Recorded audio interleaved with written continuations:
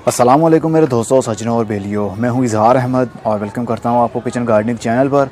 और उम्मीद भी रखता हूं कि आप सब लोग खैरियत से होंगे, फिटफाट होंगे, अच्छे से कामों में खूब अच्छे से बिजी होंगे। 49 दिन बीत चुके हैं जब हमने सीडलिंग की थी बादाम की, और 49 दिनों के बाद अब ये हालत है पौधों की कि ये बड़ा हो गया और अब ये ट्रांसप्लांटिंग के काबिल हो चुका है। मतलब इसको बड़े गमले के अंदर शिफ्ट कर लेना चाहिए, क्योंकि बादाम एक दरख्त बन जाता है, इसलिए इसकी टैप रूट भी ज़्यादा ग्रोथ करती है और फीडर रूट्स भी ज़्यादा आती हैं, क्योंकि इसकी नेचर एक दरख्त की है। तो हमसे सिर्फ 2 पौधे ही बन पाए, मतलब 2 बीज ही हमसे जर्मिनेट हो पाए और दोनों ही कामयाब रहे, लेकिन 2 फेल हो चुके। एक को मैंने ओनली मिट्टी के अंदर लगाया था, बालू मिट्टी में, और एक को कोकोनट के मिक्सचर के अंदर। इसकी प्लेलिस्ट आप देखेंगे, वीडियो के ऊपर लिंक आ रहा है, इसके ऊपर क्लिक करेंगे तो आपको इसकी पूरी प्लेलिस्ट देखने में मिलेगी। जितने भी पार्ट्स बनाए वो आपको आराम से वहाँ पर देखने में मिल जाएंगे, तभी आपको अच्छे से पता चल जाएगा कि यहाँ तक हम कैसे पहुँचे। तो चलिए इस वाले को खोलकर देखते हैं, इसके अंदर सीडलिंग क्यों शुरू नहीं हुई।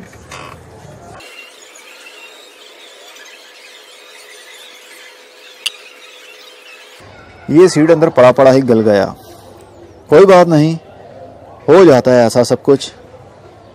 ज़रूरी नहीं होता कि आपने जो काम किया है उसका 100% अच्छा रिजल्ट ही आपको मिले। ये देखिए, ये गल चुका है।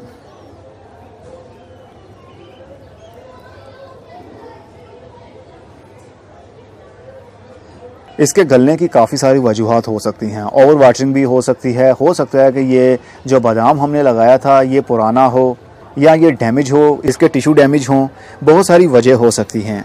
अगर हमने ओनली एक ही बीज एक मिट्टी के अंदर ही लगाया होता तो हमें लगता कि ओनली मिट्टी के अंदर इसकी जर्मिनेशन शुरू नहीं होती, लेकिन मैंने एक्सपेरिमेंट के लिए 2 बीज लगाए थे मिट्टी के अंदर। एक की बहुत ही अच्छी ग्रोथ रही और एक बिल्कुल ही जर्मिनेट नहीं हुआ। इसका मतलब मिट्टी के अंदर भी आप बीज को जर्मिनेट कर सकते हैं। और दूसरे वाले को जिसके अंदर कोकोपीट भी थी, इसको देखते हैं। ये बीज भी गल चुका है, नरम हो चुका है ये देखिए।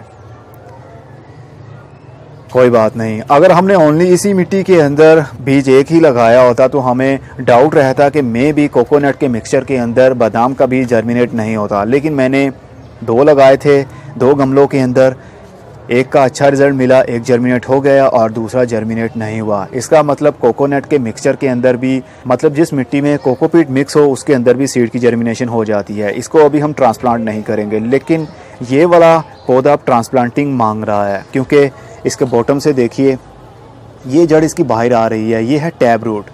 जो दरख्त बनते हैं पौधे, उनकी टैब रूट ज़्यादा बनती है, क्योंकि वो खुद को एंकर करते हैं मिट्टी की डेप्थ में जाकर। इस पौधे का काफ़ी वेट बढ़ जाता है, ये दरख्त बन जाता है, सख्त लकड़ी बन जाता है, इसलिए इसको सपोर्ट देने के लिए टैब रूट का होना बहुत ज़रूरी होता है, जो कि मिट्टी के साथ खुद को एंकर कर लेती है। तेज़ हवा चलने की वजह से या मिट्टी नरम होने की वजह से ये पौधा एक साइड पर गिरता नहीं है। तो इसकी हैबिट अभी से शुरू हो चुकी है, क्योंकि ये एक दरख्त ही बनने वाला है। अब इन पौधों को हम फुल धूप में भी रख सकते हैं, क्योंकि इनकी अच्छे से जर्मिनेशन शुरू हो चुकी है। अब ये पौधे बड़े हो रहे हैं। इसको मैं लगाने वाला हूँ। एक मेरे पास पानी वाली बोतल थी 36 लीटर वाली, उसको मैंने हाफ ऊपर से काट लिया था, और अब ये है, काफ़ी वज़न है इसका। ये प्लास्टिक की है, लेकिन नीचे मैंने 2 ड्रेनेज होल कर दिए हैं ताकि एक्स्ट्रा वाटर जो हो वो नीचे से ड्रेन हो सके आराम से। मिट्टी को मैंने नीचे थोड़ा सा भरकर बेडिंग कर दी है, जिस तरह मैं करता हूँ। थोड़ी सी मिट्टी डालकर अपनी मुट्ठी से उसको पुश कर देता हूँ, हार्ड बना देता हूँ, ताकि नीचे बेडिंग हो जाए, ताकि हम जब पानी ऊपर से दे पौधे को तो वो एकदम से नीचे से बॉटम होल से ड्रेन ना हो जाए। तो उसके बाद मैंने नॉर्मली मिट्टी भरी, लेकिन अभी उसको पुश नहीं किया। ये आप देख सकते हैं काफ़ी सॉफ्ट है। अब हम घड़ा खो देंगे इसमें।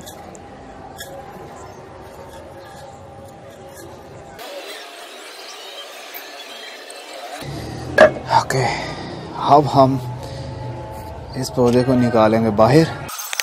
ये इसकी जड़ टूट चुकी है।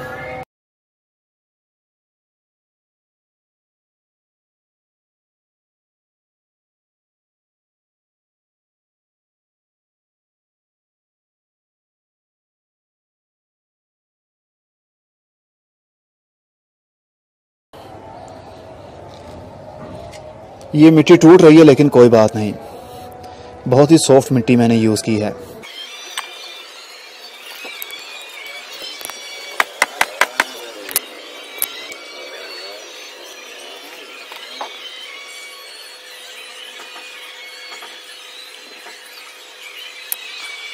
जो बीज हमने लगाया था उसकी पहले रूटिंग शुरू हो चुकी थी और उसके बाद में वो गलना शुरू हुआ।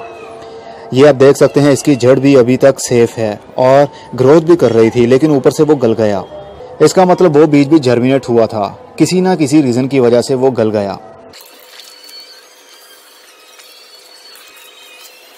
अभी मैंने इसको बहुत ज़्यादा पानी नहीं दिया है क्योंकि पहले से ही मिट्टी गीली थी और ये प्लास्टिक का गमला है, इसके अंदर जल्दी पानी वैसे भी खुश्क नहीं होता है और वैसे भी 3 दिन से लाहौर में रुक रुक कर बारिशें हो रही हैं जिसकी वजह से मिट्टी हर वक्त गीली रहती है। तो अगर मैं ज़्यादा पानी दे दूंगा तो इस प्लास्टिक के गमले के अंदर वैसे ही पानी खुश्क नहीं होता, तो बारिश का पानी भी जमा रहेगा तो रूट्स गल जाएंगे और पौधा आपका सर्वाइव नहीं कर पाएगा। अब इसको मैं रख दूंगा फुल धूप में क्योंकि ये एक दरख्त है और मेच्योर पौधा बनने वाला है।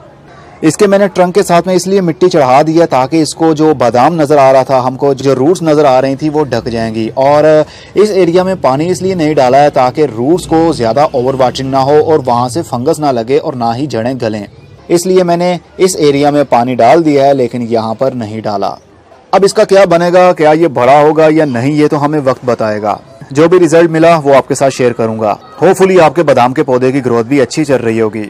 अब मैं चलता हूँ, खुदा हाफिज, good bye, see you and tata, और अपना बहुत सा ख्याल रखिएगा। आज मार्च की 4 तारीख हो चुकी है तो अब मैंने इसको ट्रांसप्लांट किया है।